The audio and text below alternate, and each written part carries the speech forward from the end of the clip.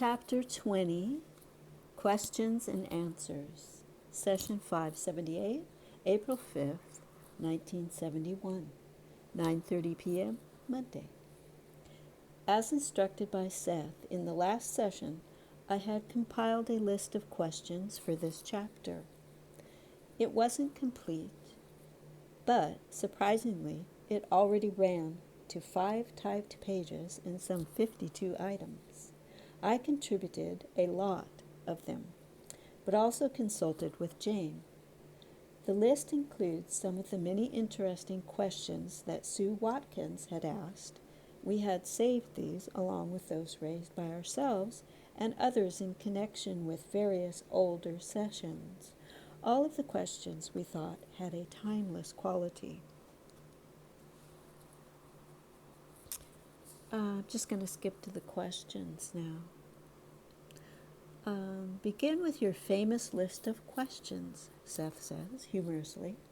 Well, first I'll read you this paragraph, heading the list. Some of these questions may refer to subjects you plan to cover in later chapters. If so, let us know and we'll just pass them by for consideration in this chapter. I will indeed. Okay, here's question number 1. You said you'd tell us about the third Christ. Also, do we need to know more about the other 2 personalities belonging to the Christ entity, which are Christ himself and John the Baptist? Let the religious questions go for now. Does that include data on the speakers?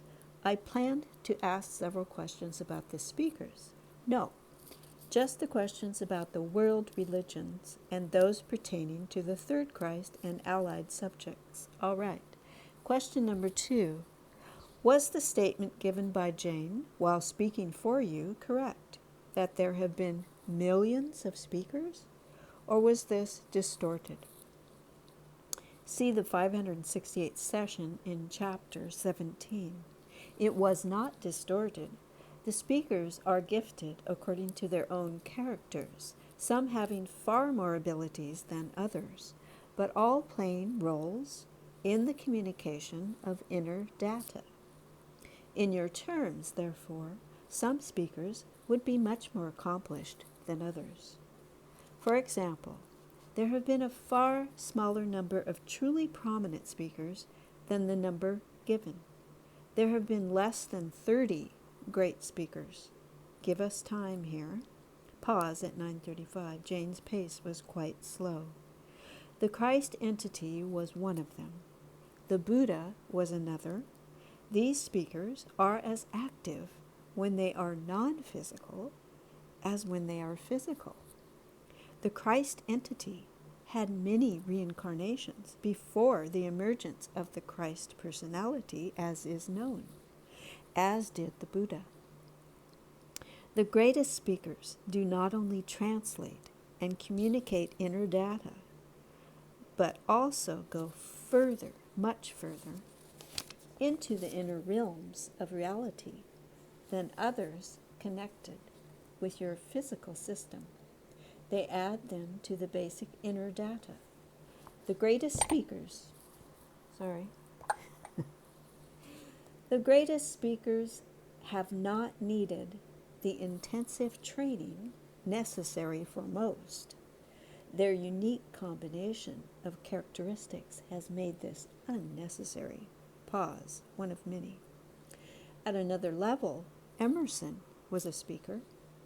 A man named Ma Bundu, my phonetic interpretation, Maubundu, in Africa, 14 BC. The speakers, more than most, are highly active through all aspects of existence, whether physical or non-physical, waking or sleeping, between lives or at levels of reality, or at other levels of reality. As certain physical data is carried along in the gene structure, so this inner information is codified within whatever psychological structures the speakers may inhabit, but far more readily available than it is to other personalities. It needs often a trigger points to release it, however. These can take place in either the waking or the dream state, and they serve to open up the reservoirs of knowledge and make past training available. I know that one of your questions has to do with a first speaker. Yes, number 4. Is it possible to name or describe a first speaker? Now, Seth says, in greater terms, there was no first speaker. Imagine that you wanted to be in 10 places at once, and that you actually sent out one portion of yourself to each of these 10 places. Imagine that you could scatter yourself in those 10 directions, and that each of the 10 portions were conscious, alert, and aware. You, being the 10 of you, would be aware of existence in each of the 10 places. It would be impossible to ask which of the 10 arrived first, except to say that all began with the original, who decided to visit the 10 locations. So it is with the speakers, who in the same way do not originate in the locations or in the times in which they may appear. Do you have more speaker questions? Well, that brings me to number 3, which you've already been getting into. What is the original source of the speaker data? Where did it come from, and when? The original source of the speaker data is the inner knowledge of the nature of reality that is within each individual. The speakers are to keep the information alive in physical terms, to see that men do not bury it within and dam it up, to bring it, the information, to the attention of the conscious self. They speak the inner secrets. In other words, in some civilizations, as mentioned earlier in this book, they played a much stronger part, practically speaking. At times, they were consistently, consciously, and egotistically aware of this information. It was then that it was memorized.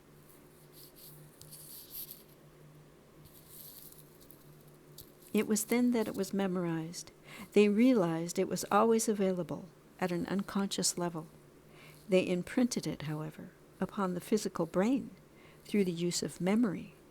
There was always great interaction, however, between inner and outer existence for them as there is today. Valid information gained in the dream state was memorized in the morning. One speaker heard another's lesson in the dream state. On the other hand, pertinent physical data was also communicated one to another in the dream state, and both states utilized to a high degree. Do you have any more speaker questions? Number 5, were any of the disciples speakers? I will save that one for the religious chapter. It can be handled more simply. Number 6, can speakers work with us while they are between physical lives? I believe that has been answered. Yes, see the data at 9:35. I was so busy writing I didn't realize the question had already been considered. They can, and they do indeed. Both of you are being trained by other speakers who are themselves between lives, this occurring in your dream states. The speakers themselves obviously attain varying degrees of efficiency, and of course, the above data gives rise to more questions, such as, who is training us? Have we known them in past lives, etc.? Not knowing what to do, I asked no questions. The large amount of their work is done from a non-physical state, earthly existences being somewhat like very important field trips. Number 7, are you going to talk about Seth too in this book? I am indeed. We will leave that one for now. Here, there was an exchange between Seth and me in which I didn't have to take notes. Seth said This chapter was intended as a change of pace for the long excerpts included in the book.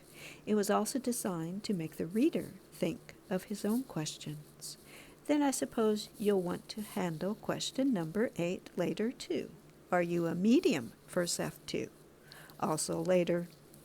Number 11. In chapter 17, you said it would require more training on Jane's part before she could deliver a speaker manuscript, and that even then the work involved could take 5 years. What kind of training? I was speaking specifically of what you would term an ancient speaker's manuscript, and I thought that was what you were referring to. Yes. Rupert would not be familiar with a good many of the words and phrases used, even if translation from the original languages was made.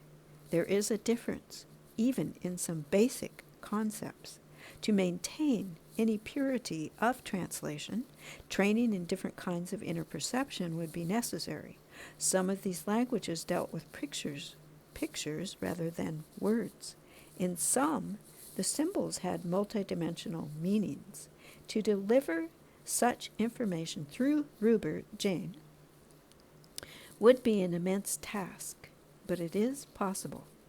Oftentimes words were hidden within pictures, and pictures within words. We speak of manuscripts, yet most of these were not written down.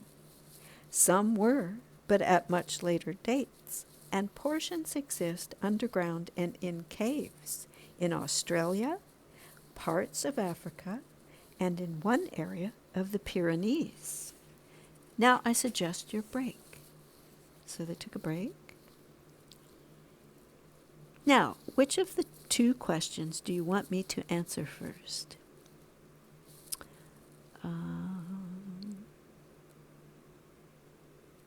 I didn't see which questions he asked. We'll call this 11A.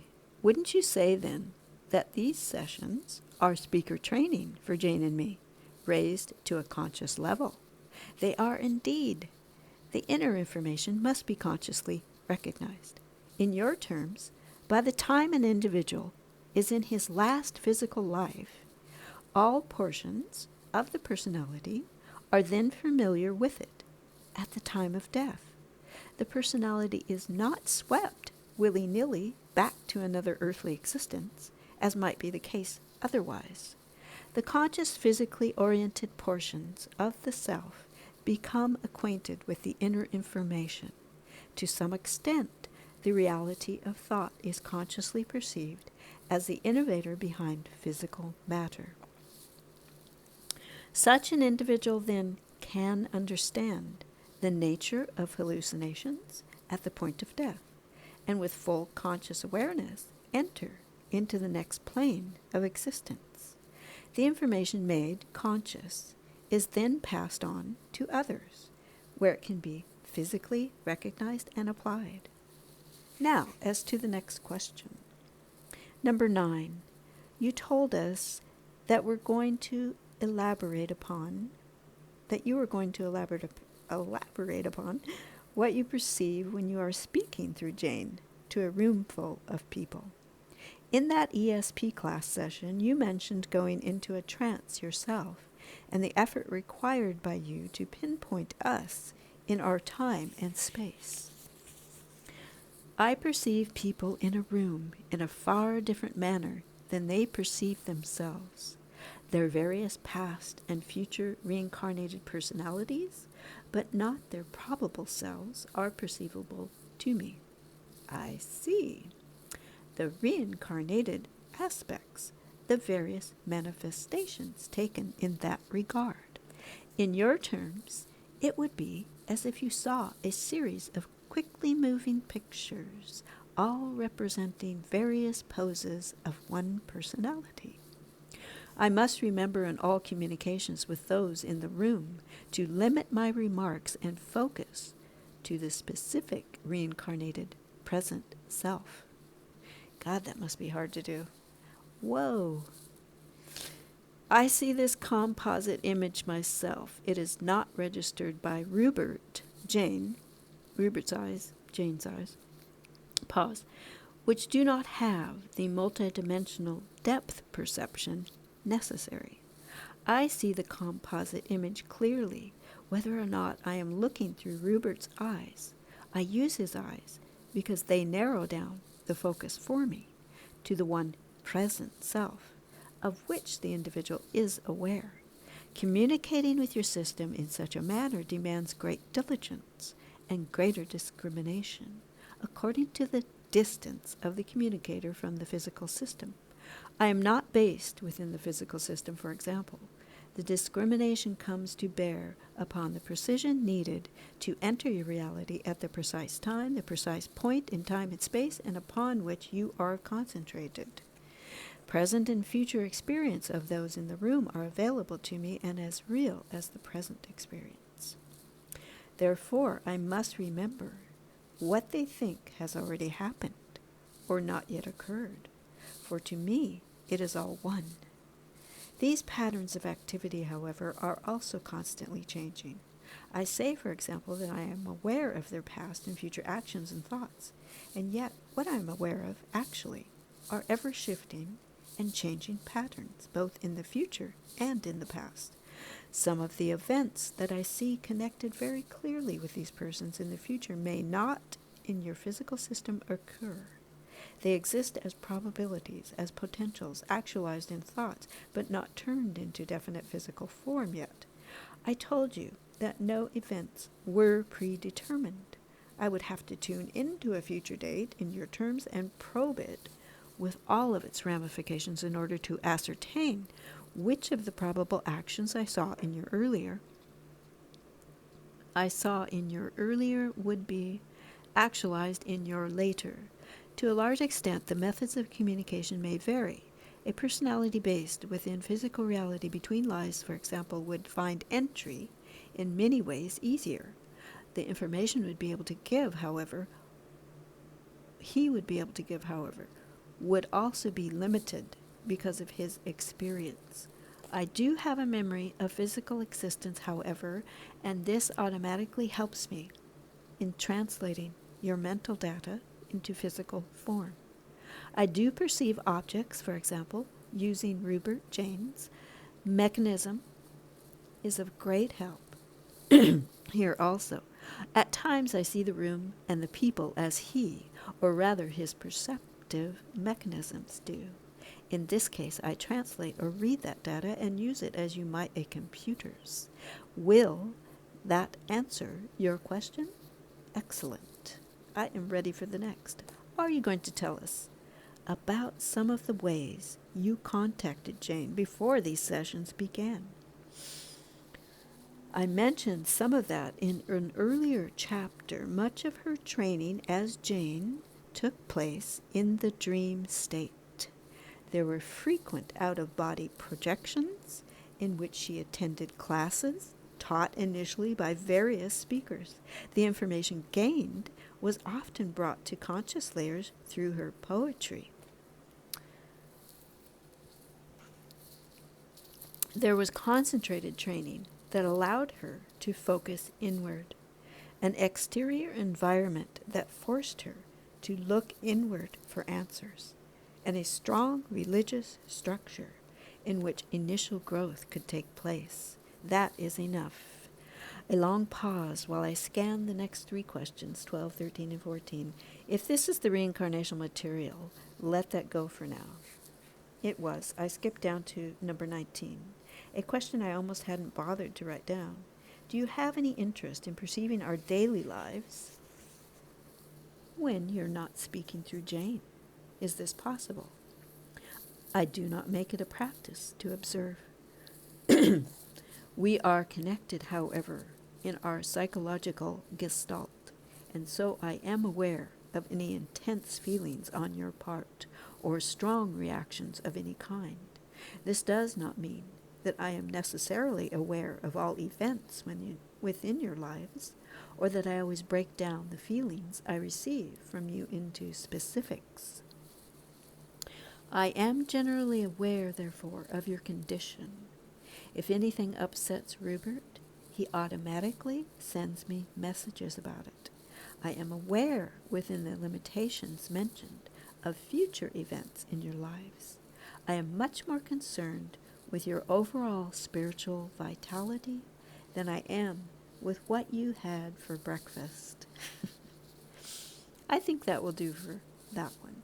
Okay, that was very interesting. I don't know whether to ask for a break and to end the session. I will handle the questions on evolution and fragments probably together and suggest they wait for the next session. You may end the session or take a break as you prefer. Yes, I guess we better end it then. Sorry to say they were good questions, as I know they would be. I was kind of concerned about them. I hope you are relieved now. Very pleased, yes. My heartiest regards and a fond good evening. Thank you very much, Seth, and good night, 11:30 p.m. And then it's on to session 580, April 12th, 1971, 9:13 p.m. Monday, and I'm going to stop now and take a break. Ciao, and thank you for listening. Bye.